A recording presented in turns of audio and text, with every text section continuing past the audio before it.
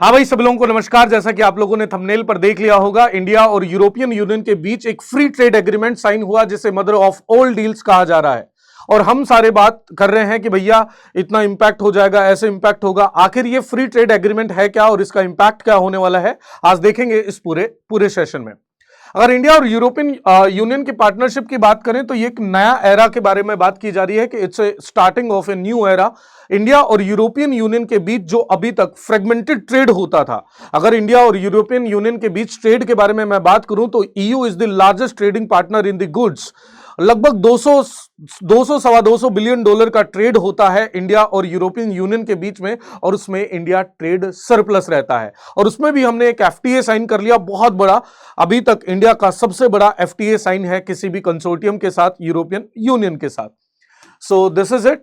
अगर strategic point of view से देखें तो European union is very much strategically important for us, चाहे डिफेंस कॉपरेशन के बारे में बात करें, स्पेस टेक्नोलॉजी में बात करें, ग्रीन एनर्जी में बात करें, या इंडिया से होने वाले export like textile, James and jewellery, बाकी चीजों के बारे में बात करें तो European union is quite important for us. इसकी शुरुआत हुई थी 1926 में यूरोपियन इकोनॉमिक काउंसिल के साथ हमारी बैठा उठ बनी, यानी कि अर्ली एंगेजमेंट हमारी चालू हो गई। पहली बार इंडिया और ईयू के बीच समिट हुआ लिस्बन में, फिर 2004 के अंदर हम हेग के अंदर मिले, 2020 में 2025 के लिए रोड मैप अपनाया गया, और 2022 में ट्रेड एंड टेक्नोलॉजी काउंसिल वहां पर लॉन्च कर दी गई, जो बेसिकली इंडिया का जो टैलेंट है खास करके टेक्नोलॉजी के अंदर, वहां पर एक trade and technology council launch की गई। 2026 में हमने स्ट्रैटेजिक एजेंडा भी साइन करा, इसी के साथ साथ एफटीए कंक्लूड कर दिया है, यानी कि फ्री ट्रेड एग्रीमेंट कंक्लूड कर दिया है।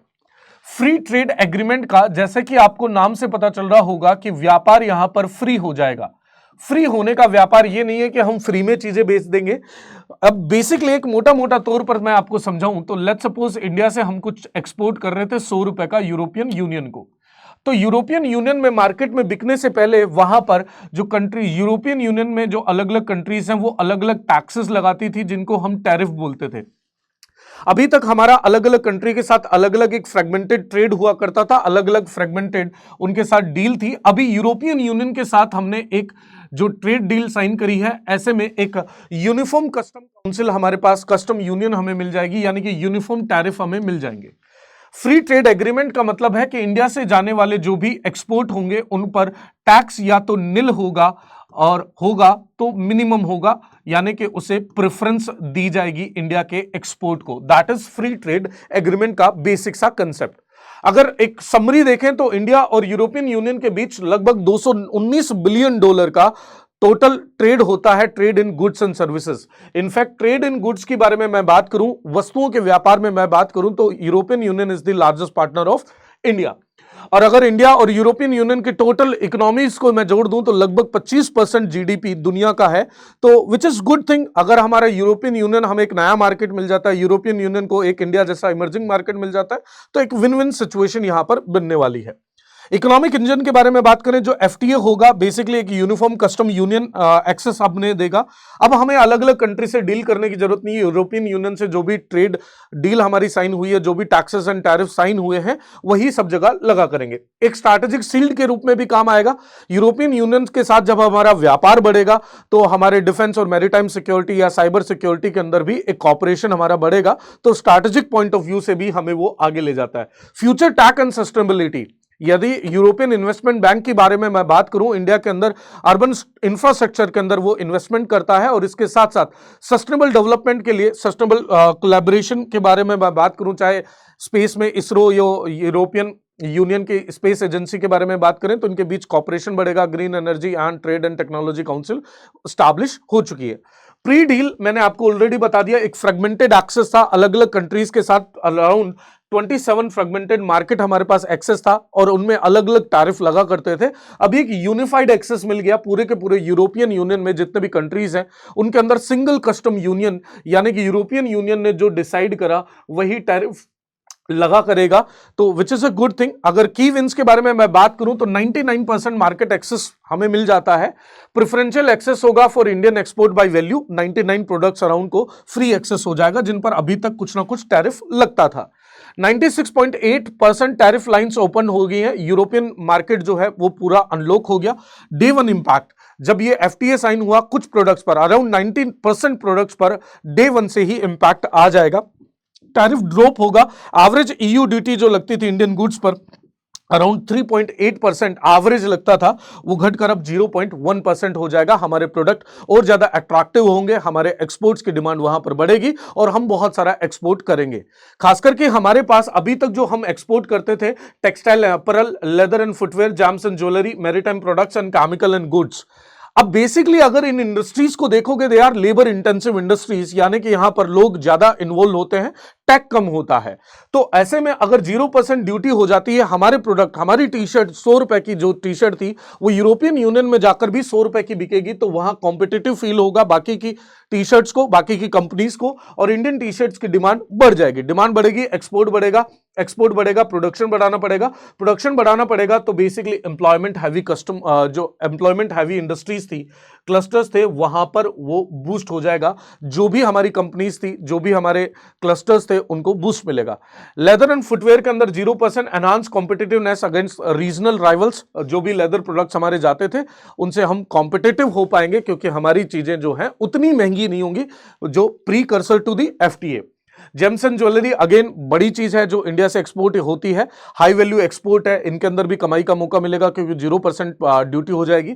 0% ड्यूटी होगी मैरीटाइम प्रोडक्ट्स पर, यानी कि जल से जो उत्पादन होता है, चाहे मछली हो, झींगा हो, उस पर इमीडिएट टैरिफ एलिमिनेशन हमें देखने को मिलेगा। केमिकल एंड गुड्स के अंदर basically broad based duty reduction होगा, 0% तो नहीं होगा लेकिन ड्यूटी हमारी जरूर रिड्यूस हो जाएगी। अब इससे क्या फायदा इंडियन कस्टमर को होगा, तो इंडियन कस्टमर्स जो गाड़ियां मंगाते थे, यूरोपियन कार्स जो थे, उन पर 110% से ड्यूटी घटकर अराउंड 10% हो जाएगी। कोटा बेस्ड होगी, यानी कि एक लिमिट होगी कि भाई इतने पर ही हम 10% के अराउंड करेंगे, इससे ज्यादा करोगे कैप्ड कर दिया है 250,000 यूनिट पर ईयर, यानी कि 250,000 यूनिट तक हम जो टैक्स लगाएंगे अराउंड 10% लगाएंगे। तो इंडिया के अंदर जो कस्टमर्स हैं उनको बेसिकली जो ये लग्जरी आइटम्स हैं, जो लग्जरी प्रोडक्ट्स हैं, खासकर की अपन लोग गाड़ियों की बात कर रहे हैं, यूरोपियन कार्स की बात कर रहे हैं, यूरोपियन वाइन्स के बारे में अगर हम बात करें तो वो भी प्रोडक्ट हमें सस्ते मिलने वाले हैं। एविएशन के अंदर 11% ड्यूटी से घटकर 0% हो जाएगा। ऐसे ही मशीनरी के अंदर जो 44% ड्यूटी लगती थी अब वो 0% हो जाएगी। तो इंडिया को जो मशीनरी मिलेगी वो बेहद सस्ती मिलने वाली है। अब अगला पॉइंट है सर्विस एंड मोबिलिटी का। India is the largest service provider in the world, as you already know. अब लेकिन इंडिया के सामने जो चैलेंज आ रहा था कि बेसिकली इंडिया के अंदर जो स्किल्ड प्रोफेशनल्स हैं, इनको भी टैलेंट, जो हमारे पास इंडियन टैलेंट्स हैं, इनको एक मार्केट मिले, इनको काम करने का बेहतर मौका मिले। तो टैलेंट मोबिलिटी होगी। बहुत सारे लोग जो इंडियन स्किल्ड प्रोफेशनल हैं, बिजनेस विजिटर्स हैं, इंट्रा कॉर्पोरेट ट्रांसफर्स हैं, इनको इजीली यूरोपियन यूनियन का एक्सेस मिलेगा। इसके अलावा IT, education, professional services around 102 सब सेक्टर्स जो हैं इंडिया के लिए ओपन हो चुके हैं। लगभग 9 लाख भारतीय यूरोपियन यूनियन के अंदर रहते हैं, तो उनको भी बेटर एक्सेस मिलेगा वहां के मार्केट का, वहां बेटर अपॉर्चुनिटीज मिलेंगी और बेहतर तरीके से वो लोग काम कर पाएंगे। एजुकेशन में भी बहुत सारे स्टूडेंट्स इंडिया से यूरोपियन यूनियन जाते हैं, उनको भी बेहतर तरीके से वहां पर एक्सेस मिल जाएगा। अब ईयू को क्या मिला, इंडिया को क्या मिला, तो ईयू की अगर बात करें तो one of the world's fastest growing largest market India का जो है यूरोपियन यूनियन को वो मिल जाता है। Zero tariff on 93% of the export to India, जो इंडिया को एक्सपोर्ट करते थे 93% प्रोडक्ट्स पर 0% टैरिफ हो जाएगा, यानी कि उनके प्रोडक्ट हमें सस्ते मिलेंगे, हमारे कंज्यूमर को सस्ते मिलेंगे। इंडिया का जो वेटेज एवरेज जो टैरिफ लगता था 6 से 7%, वो अब घटकर 2.8% हो जाएगा। यूरोपियन यूनियन का 3.1% था जो घटकर 0.8% हो जाएगा। इंडिया को क्या मिला, सेंसिटिव सेक्टर्स प्रोटेक्ट हो गए। ये एफटीए इसलिए भी इंपॉर्टेंट है, हमारा जो यूरोपियन यूनियन के साथ जो एफटीए है, विच is a good thing, because हमारा जो यूएस के साथ हो रहा था उसमें एग्रीकल्चर पर और डेयरी प्रोडक्ट्स पर हमारी बातें नहीं बनी थी। यहां पर यूरोपियन यूनियन मान गई है डेयरी एंड सेलेक्ट एग्रीकल्चर को एक्सक्लूड करने के लिए कि इसके अंदर हम उसे शामिल नहीं करेंगे। तो हमारी जो भी टेंशन थी वो कि भैया इंडियन एग्रीकल्चर प्रोडक्ट्स को कहीं यूरोपियन यूनियन प्रोडक्ट्स जो है डेयरी प्रोडक्ट्स वो हावी हो जाए, वो नहीं होंगे। और दूसरा, यूरोपियन यूनियन से जैसे प्रीमियम प्रोडक्ट्स आते थे, कीवीज आते थे, पियर्स आते थे, वो भी सस्ते हो जाएंगे। Auto sector again which is a big thing, quota based liberalisation हो गया to protect domestic manufacturing. Domestic manufacturing को भी हमने प्रोटेक्ट करा है। 250 के पर यूनिट जो है पर ईयर ही वो एक्सपोर्ट करेंगे एट द 10%, उसके बाद इंक्रीज हो जाएगा।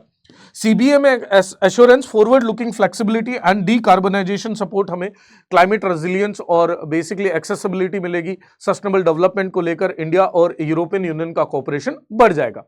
अभी इसका रिजल्ट क्या होगा, तो इमीडिएट करंट की अगर मैं बात करूं तो लगभग 2 सप्ताह तक लीगल स्क्रबिंग चलेगी। छोटे छोटे माइन्यूट जो लीगलिटीज होती हैं उन्हें दूर किया जाएगा। उसके बाद नेक्स्ट 12 मंथ्स के अंदर इंडिया और यूरोपियन यूनियन पार्लियामेंट्स के पास काम होगा कि इस फ्री ट्रेड एग्रीमेंट को, ये जो एग्रीमेंट डील जो साइन हुआ है, इस पर वो साइन कर दें, यानी कि इसको रेटिफाई कर दें अगले 12 महीने में।